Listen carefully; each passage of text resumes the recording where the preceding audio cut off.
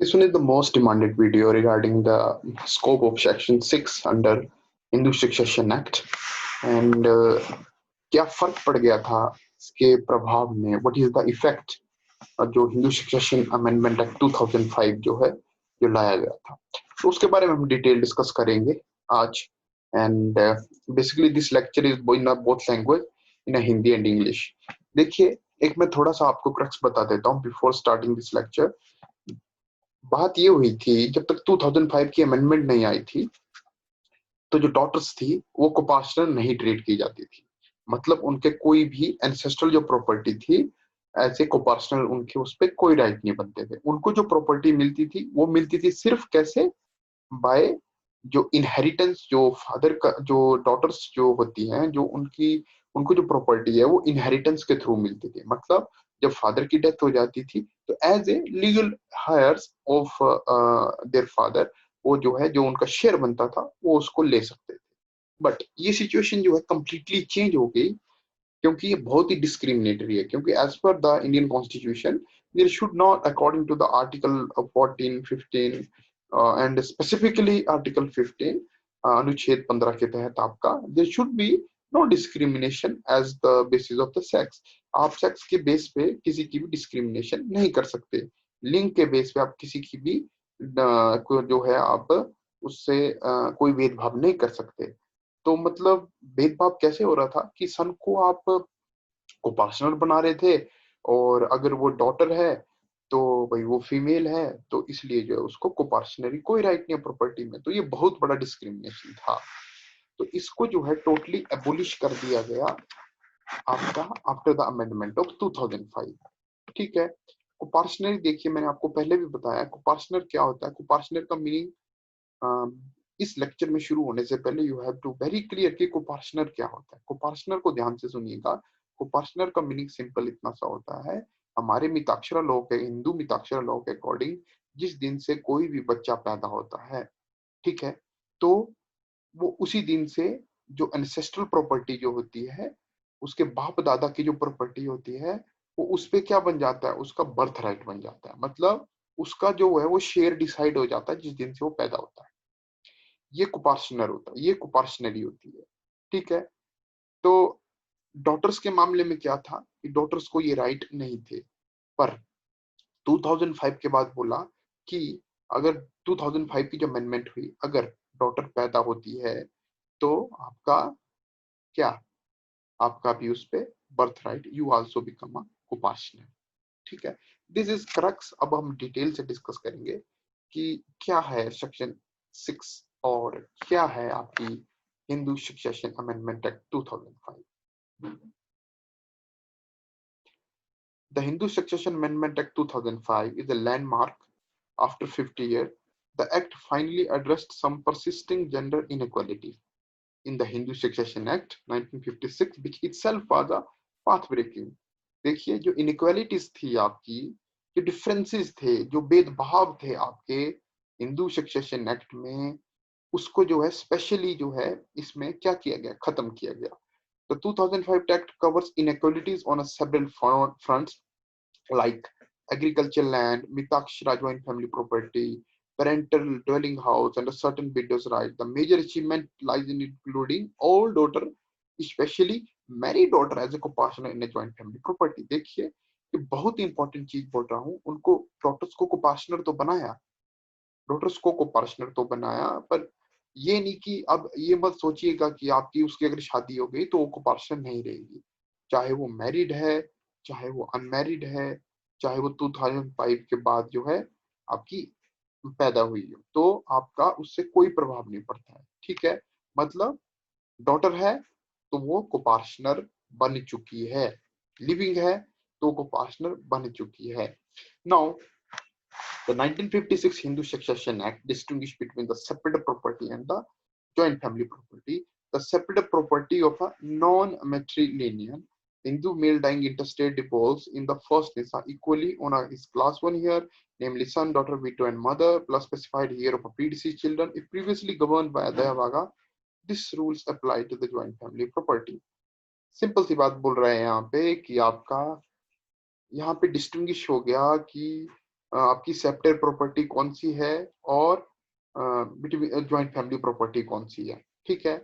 और जो separate property है उसकी कैसे अभी आई है, अभी हमने आई जस्ट अपलोडेड कुछ दिनों पहले एक वीडियो अपलोड किया है जिसमें कि पूरा डिटेल डिस्कस किया है कि अगर मेल की डेथ होती है तो सेक्शन 8, 9, 10, 11, 12 के हिसाब से आपका क्या होता है, डिवॉल्व होती है प्रॉपर्टी। जो लीगल हायर है आपके कौन कौन आते हैं मेल के, जैसे let me give you example, son, daughter, widow, mother. अगर सन नहीं है तो प्री डिसीज सन या प्री डिसीज चिल्ड्रन ले लीजिए सबके, ठीक है, वो अप टू 3 डिग्री तक। और अगर फीमेल की डाइंग, फीमेल अगर मर जाती है तो सेक्शन आपका 14, 15, 16 के हिसाब से आपका क्या, 14, 15 के हिसाब से आपकी प्रॉपर्टी डिवॉल्व होती है, ठीक है। तो फीमेल के केस में अगर एग्जांपल दो तो फर्स्ट एंट्री में कौन आता है आपका, बच्चे, सन एंड डॉटर एंड हस्बैंड। अगर प्रॉपर्टी कहीं फादर मदर से ली हो, सॉरी, तो आपका पेरेंटल से ली हो तो सन एंड डॉटर, और उसमें हस्बैंड इंक्लूड नहीं होता फीमेल के केस में, और सन एंड डॉटर अगर ना हो और ना ही उनके प्री डिसीज चिल्ड्रन हो तो आपकी प्रॉपर्टी कहाँ चली जाती है, back to legal heir of father, ठीक है।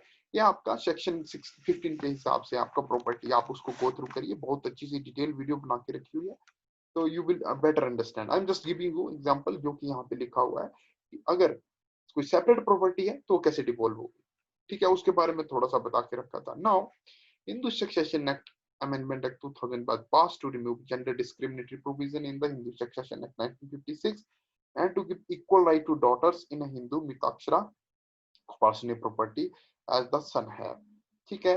बेसिकली फिर क्या बात बोल रहा है, इतनी सी बात बोली कि जितने राइट सन के थे को पर्सनली प्रॉपर्टी में, सेम राइट आपके किसको दे दिए, डॉटर को, ठीक है। The act aim to making a two major amendment in a Hindu succession act, ठीक है। देखिए बेसिकली क्या है कि जो हिंदू सक्सेशन एक्ट है उसमें जो प्रोविजन है आपके जिसमें कि डॉटर को एक्सक्लूड किया गया था कि you are a no, she is not a copartner, ठीक है। तो वो आपका प्रोविजन जो है वो खत्म कर दिया गया बेसिकली। सिर्फ ये बहुत बड़ी मेजर इंपॉर्टेंट आपकी क्या है, चेंज आई है 2005 के बाद, ठीक है। As I already discussed with you, the Constitution of India give the each, basically देखिए मेरा पर्पस क्या है, ये जो मैं आपको बहुत सारी, अगर जैसे डायरेक्ट अगर आपको बताना हो तो मैं जस्ट आपको डायरेक्ट लैंग्वेज आपको यहाँ पे पेस्ट करके उसको समझा सकता हूँ, बट पॉइंट क्या है यहाँ पे, पॉइंट इतना सा है कि जब आप मेन एग्जाम लिखते हो तो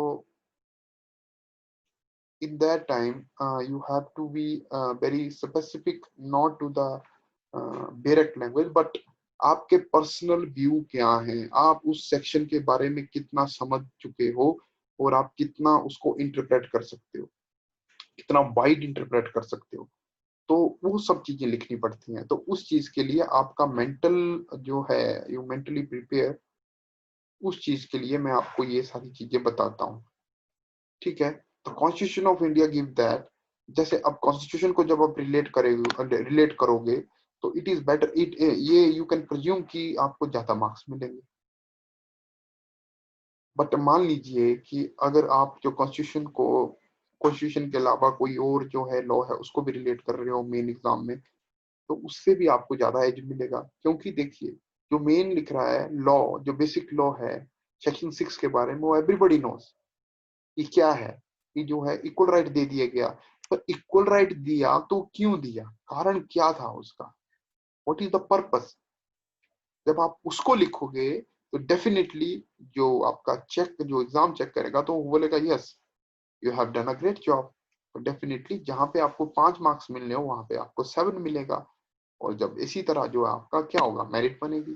तो that's, this is the purpose, specific purpose मेरा, ये आपको थोड़ा सा डिटेल बता सकता।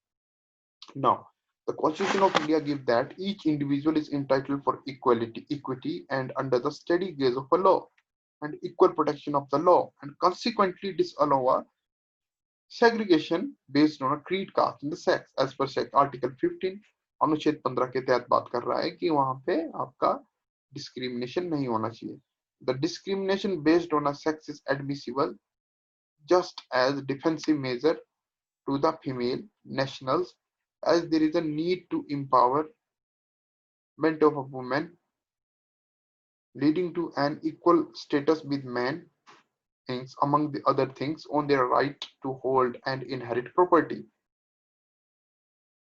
Civilized society across the globe ensure that a woman's inheritance rights are more secure than those of a man, because women take on the tremendous responsibility of producing and nurturing the next generation.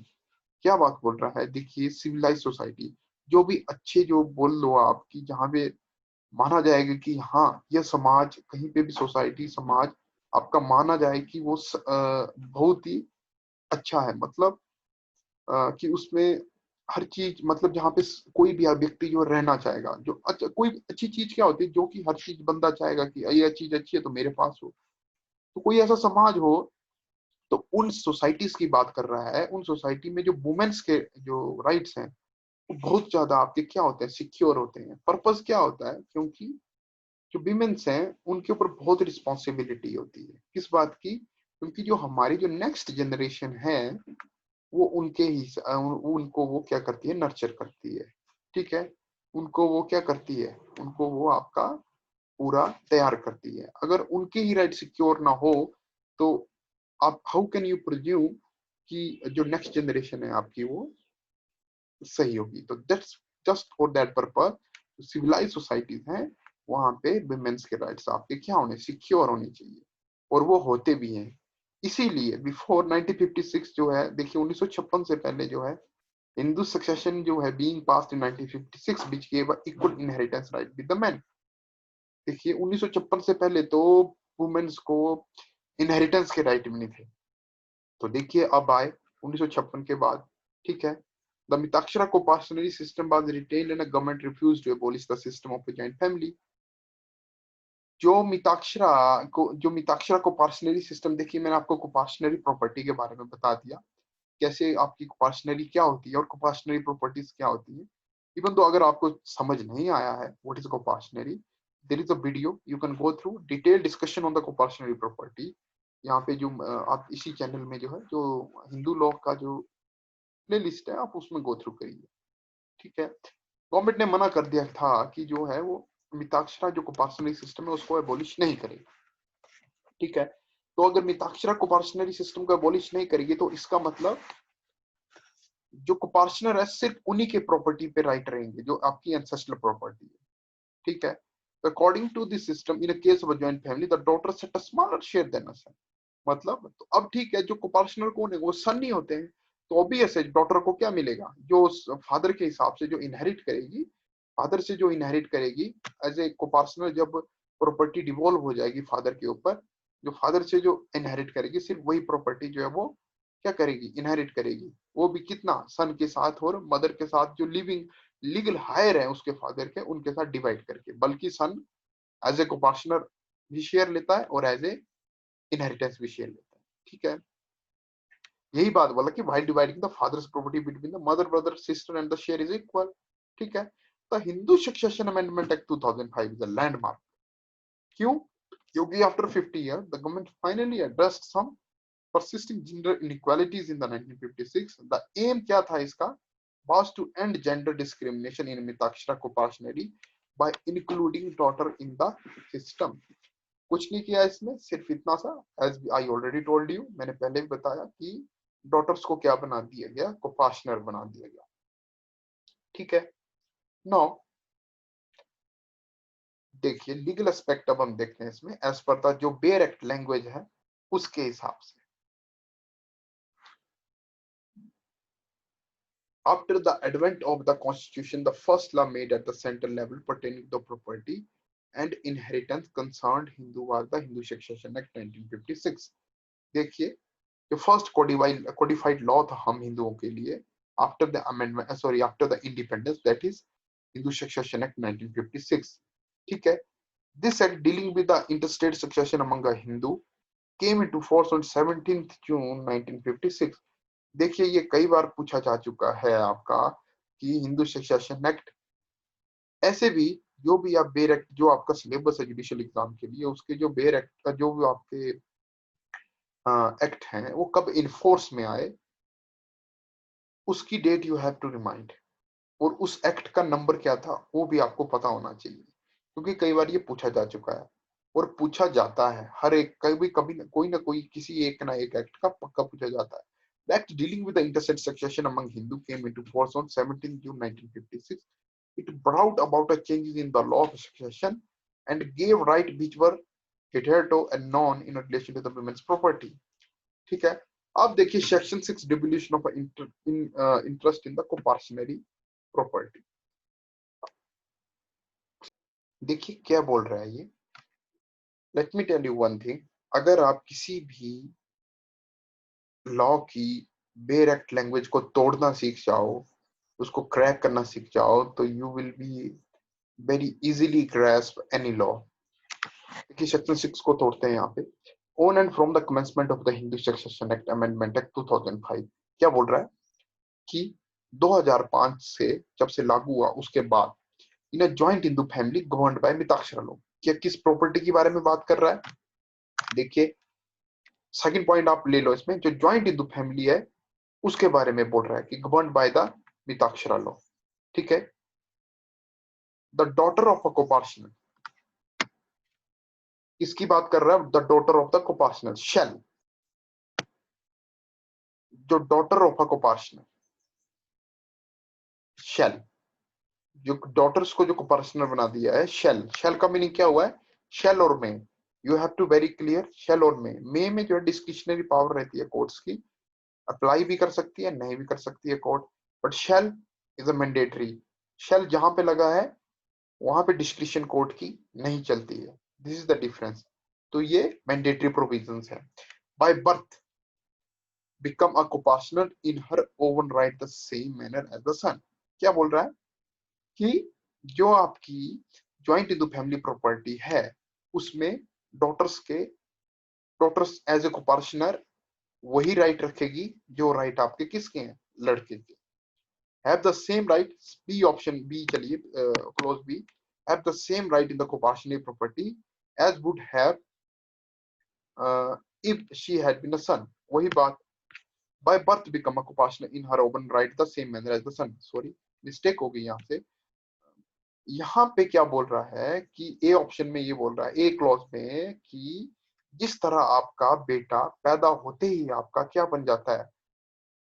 को-पार्टनर बन जाता है, उसी तरह आपकी daughter भी क्या बन गई? बाय बर्थ को-पार्टनर बन जाएगी।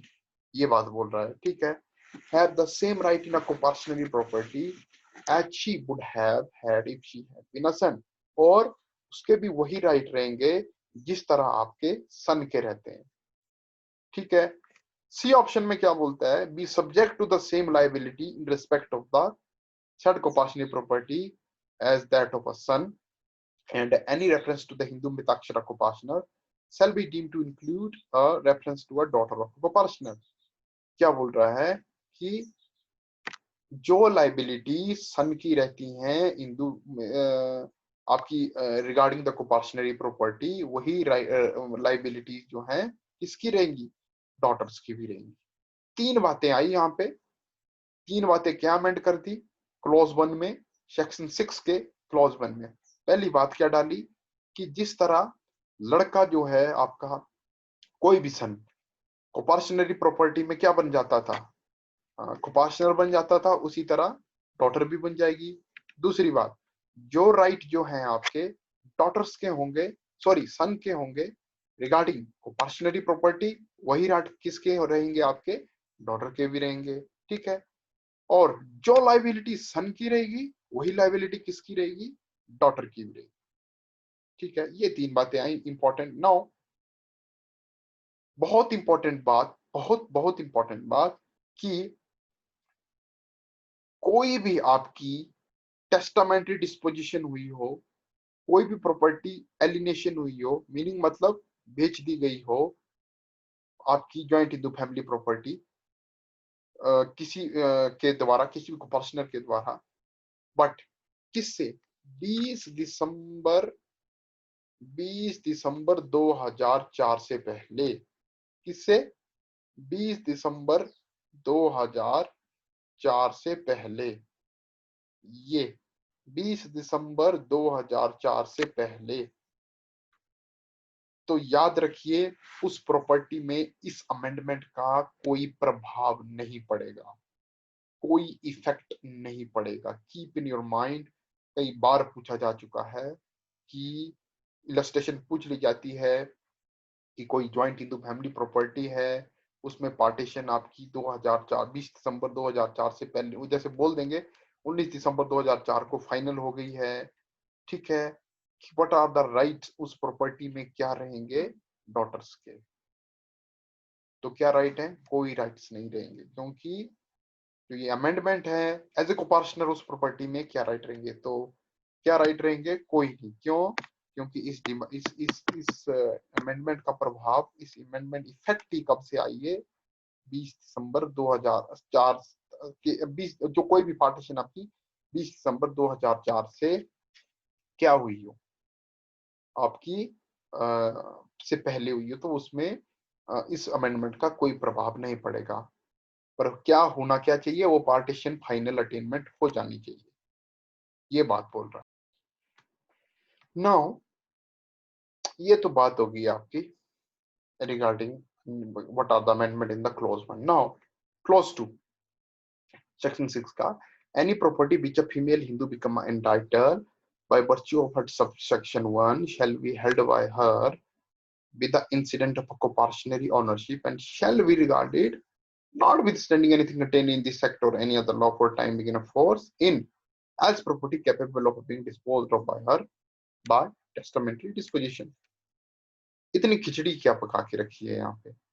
क्या बोल रहा है ये? सिंपल इतनी सी बात बोल रहा है कि जो डॉटर्स हैं उनके पास जो प्रॉपर्टी आएगी रिगार्डिंग ड्यू टू कोपार्शनरी राइट जो उनको दे दिए सेक्शन 1 में, सॉरी क्लॉज 1 में सेक्शन 6 के, तो वो एब्सोल्यूट ऑनर होंगे। वो उस प्रॉपर्टी को द वे दे वांट उसको जैसे मर्जी डिस्पोज ऑफ कर सकते हैं।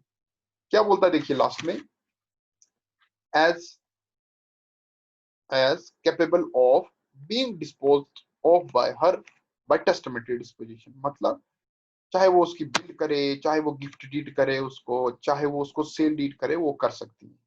नोबडी कैन स्टॉप दैट, ठीक है। तो जो क्लोज टू है, ये जो आपका क्लोज टू है, बेसिकली ये क्या बोलता है? ये इतनी सी बात बोलता है कि जो डॉटर्स के पास जो कोपार्शनरी प्रॉपर्टी आएगी वो उसकी एब्सोल्यूट ऑनर होगी, ठीक है।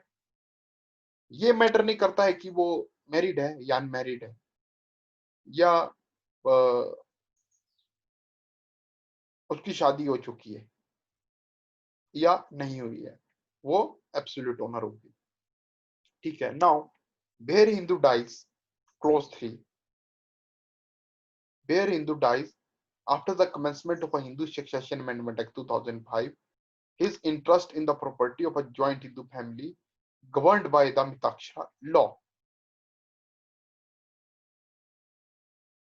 shall devolve by testamentary or interstate succession as the case may be um, uh, under this act and not by survivorship। देखिए क्या बोल रहा है कि where a Hindu after the commencement of a Hindu succession act 2005, अगर डाई करता है तो उसका जो इंटरेस्ट है जो प्रॉपर्टी में है उसके नाम पे जॉइंट हिंदू फैमिली, जो गवर्न जो मिताक्षर लॉ के अकॉर्डिंग जो गवर्न होती है, वो जो आपका वो कैसे डिवॉल्व होगी? या तो वो टेस्टामेंट्री के हिसाब से आपकी वो प्रॉपर्टी को डिस्पोज ऑफ करेगा, या इंटरस्टेट सक्सेशन होगी। देखिए टेस्टामेंट्री क्या होती है, you have to very clear. Testamentary क्या होता है, इंटरस्टेट सक्सेशन क्या होता है? टेस्टामेंट्री का मतलब है आपने क्या किया है, जिस बंदे की डेथ हो चुकी है, जो डिसीज्ड है, उसने अपनी प्रॉपर्टी की या तो बिल कर ली है या गिफ्ट कर दिया है, कुछ कर दिया हुआ है, ठीक है। बट इंटरस्टेट सक्सेशन क्या होता है आपका? उसने कुछ नहीं किया हुआ है। वो कैसे होगी? वो इनहेरिटेंस से किसके ऊपर डिवॉल्व होगी? जो लीगल हायर है उसके ऊपर डिवॉल्व, उन पे डिवॉल्व हो जाएगी, ठीक है। तो ये बोल रहा है कि इस एक्ट के पास होने के बाद जो है आपकी जो भी प्रॉपर्टी है वो सर्वाइवरशिप के हिसाब से डिवॉल्व नहीं होगी, बल्कि इंटरस्टेट सक्सेशन के हिसाब से, सॉरी इंटरस्टेट और टेस्टामेंट्री के हिसाब से आपकी डिवॉल्व होगी। देखिए मैं आपको सर्वाइवरशिप के बारे में थोड़ा सा बता दूं। ये according to the rule of a survivorship, देखिए ध्यान से सुनिए, according to the rule of a survivorship, on the demise of an individual from a joint and undivided family, each share in the joint family property would pass to the surviving co-partner, which was comprehensive of just the male individual from the family। देखिए इतनी सी बात बोल रहा है कि देखिए पहले क्या होता था कि जो भी प्रॉपर्टी हो सिर्फ किसके पास जाती थी, मेल को पार्टनर के पास जाती थी, क्योंकि मिताक्षरा ज्वाइंट मिताक्षरा कोपार्शनली लॉ के अकॉर्डिंग सिर्फ जो है मेल्स को ही राइट दिए हुए थे। बट ये सिचुएशन चेंज हो गई और सेक्शन 3 बोलता है आपका शेल डिवॉल्व बाय, अब ये जो प्रॉपर्टी है नॉट बाय सर्वाइवरशिप के हिसाब से नहीं डिवॉल्व होगी, बल्कि टेस्टामेंट्री के हिसाब से और इंटरस्टेट सक्सेशन के हिसाब से भी आपकी डिवॉल्व हो सकती है। ठीक है, and the co-partitionate property shall be deemed to have been divided as the partition had taken place, and the daughter is allotted to the same share as it allotted to son। जितना share आपका सन को जाना था उतना ही share किसको जाएगा, daughter को जाएगा, और जितना शेयर आपका प्री डिसीज सन को जाएगा उतना ही शेयर आपका प्री डिसीज डॉटर को भी जाएगा। they would have got had they been alive at the time of the partition। ठीक है, shall be allotted to the surviving child of a such predeceased son or a such predeceased daughter, or the share of the predeceased child of a predeceased son of a predeceased daughter, जो भी आपके कोपार्शनर जो आते हैं आपके, such child would have got, मतलब जो उनके मतलब जो आपका जिसकी डेथ हुई है उसका पोता और उसका पोते का लड़का, मान लीजिए कि वो एक एक है, एक पोता है और एक ये उसका पोते का लड़का है, तो वो भी आपका क्या करेगा, अगर वो सबकी डेथ हो गई है तो उसको उसका शेयर भी उतना ही बनता है जितना कि उसके किसका दादा का बनता था, उसका भी उतना ही शेयर बनेगा उस प्रॉपर्टी में। ठीक है, ये बात बोल रहा है आपका बी और सी, कुछ नहीं है, प्री डिसीजन के बारे में बात बोल रहा है कि उतना ही शेयर मिलेगा जितना कि, और वही आपका किस में डॉटर के केस में आएगा। Now for the purpose of this subsection the interest of Hindu Mitakshara coparcener shall be deemed to be a share in the property that would have been allotted to him if a partition of the property had taken place immediately before his death, irrespective of whether he was entitled to claim partition or not। ठीक है, now ये मैंने आपको survivorship का concept बता दिया। Now after the commencement of Hindu succession amendment act 2005, देखिए ये है पाइस ऑब्लिगेशन का सेक्शन, सब सेक्शन कई बार पूछा जा चुका है कि हिंदू हिंदू लॉ में आपका price obligation Hindu succession act में किस सेक्शन में है, सेक्शन 6 सब क्लोज 4। ठीक है, इसमें इतना सा बोला गया है, इसमें देखिए पहले मैं पुरानी सिचुएशन बताता हूँ। बिफोर द 2005 क्या सिचुएशन थी कि जो कोपार्शनर है, जो सन, ग्रैंडसन और ग्रेट ग्रैंडसन है, ठीक है, अगर उनके ऊपर प्रॉपर्टी डिवॉल्व हुई है आपकी, तो अगर जो आपका तो जो फादर, ग्रैंडफादर और ग्रेट फादर ने अगर कोई लोन लेके रखा, कोई डेट लेके रखा हुआ है आपका, तो उनके ऊपर जो है लायबल बन जाते थे। ठीक है, तो वो सन, ग्रैंडसन और ग्रेट ग्रैंडसन जो लायबल बन जाते थे। बट अब ये सिचुएशन चेंज हो गई है। क्या चेंज आया इसमें, देखिए after the commencement of Hindu succession amendment 2005, no court shall recognise any right to proceed against the son, कि कोई भी कोर्ट जो है मतलब ऐसा केस एंटरटेन नहीं करेगा जिसमें सन, ग्रैंडसन और ग्रेट ग्रैंडसन, मतलब पोता, सॉरी बेटा, पोता और पड़पोता, for the recovery of any debt due from his father, मतलब कि जिस पे जी फादर को जो है लाइबल, जिसमें जी फादर, ग्रैंडफादर और ग्रेट फादर ने क्या लिया, solely on the ground of the price obligation, कि उनकी वो ऑब्लिगेशन बनती है, इसलिए जो है उनको क्या हो, वो लायबल हो, ठीक है। Hindu law of such grant और great grandson to discharge any such डेब्ट, ठीक है, provided that in the case of any debt contracted before the commencement of the Hindu Succession Act, nothing contained in the subsequent shall be effect। पर अगर 2005 से पहले जो है ये लोन लेके रखा हुआ है उन्होंने, या कोई डेट है आपका, उस पे ये चीज एप्लीकेबल नहीं है। पर 2005 के अमेंडमेंट के बाद जो है आपका, अगर ये होता है, अगर किसी ग्रांड फादर या ग्रांड फादर या ग्रेट ग्रांड फादर ने लिया है, तो उस पे सन, ग्रांड सन और ग्रेट ग्रांड सन पे वो लायबल नहीं होते हैं, ठीक है। For the purpose of the clause, the expression son, grandson or great grandson shall be deemed to refer to the son, grand, greater grandson। Simple सी बात है, ठीक है। Now last subsection 5, nothing contain in the, देखिए वही बात, very very important, कि जो भी सेक्शन में जो है आपका, जो भी सेक्शन में है आपका जो अमेंडमेंट हुई है, वो एप्लीकेबल नहीं होगी अगर पार्टीशन आपकी क्या, अगर आपकी पार्टीशन जो है, ये आपका जो है आपका, इसको ध्यान से देखिए, ये जो है 20 दिसंबर 2004, 20 दिसंबर 2004 में अगर आपकी, इससे पहले आपकी पार्टीशन को इफेक्ट हो गया है, फाइनलिटी आ गई है, तो उसमें आपकी 2005 की पार्टीशन का, सॉरी 2005 की अमेंडमेंट का कोई प्रभाव नहीं पड़ता है, नो इफेक्ट। कई बार पूछा जा चुकी है ये date, so keep in your mind, never forget. Now for the purpose of this section, partition means any partition made by execution of a deed of a partition duly registered under the registration act। देखिए क्या बोल रहा है, कोई भी partition, ऐसा नहीं है कि यार कोई पार्टीशन, वो पार्टीशन जो कि ड्यूली रजिस्टर्ड है according to the registration act of 1908, और a partition effected by a decree of a court, ठीक है। Statement of object and reason, the Hindu succession amendment act 2005 section 6 of the act deals with the devolution of interest of a male Hindu in a personal property and recognize the rule of devolution of her survivorship among the member of a quaternary। Main important बात कि कोई भी partition जो है, और इन जो है register act के अकॉर्डिंग जो है रजिस्टर होनी चाहिए, ठीक है। These are the some basic amendment, basic feature of the amendment made in 2005।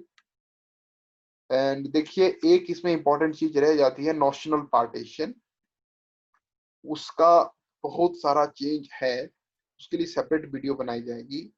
तो please do like, share, subscribe and join us for a free classes for a judicial exam. हम जो है लाइव क्लासेस प्रोवाइड करवाते हैं around 8 PM 9 PM daily. आप इसी channel पे live हो जाइए, आपको वहां पे लाइव क्लासेस दी जाएंगी। प्लीज जितना हो सके उतना ज्यादा शेयर करिए। Thank you very much.